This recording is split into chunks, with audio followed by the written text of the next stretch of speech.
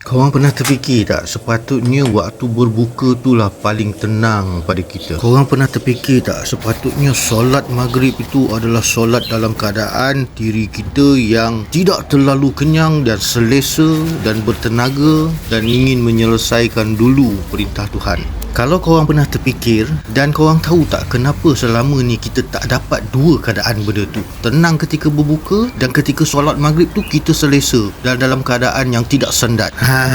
Yang pertamanya sebab kita terlalu kejar suasana bazar Ramadan. Jadi kita parking sana, kita pergi tempat sibuk, kita terkejar-kejar dan dalam keadaan berbuka tu memang kita tidak tenang lah.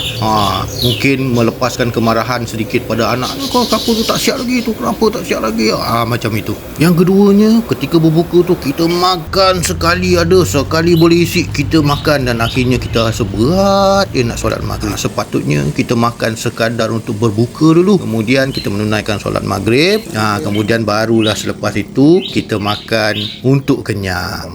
Gaduh gabung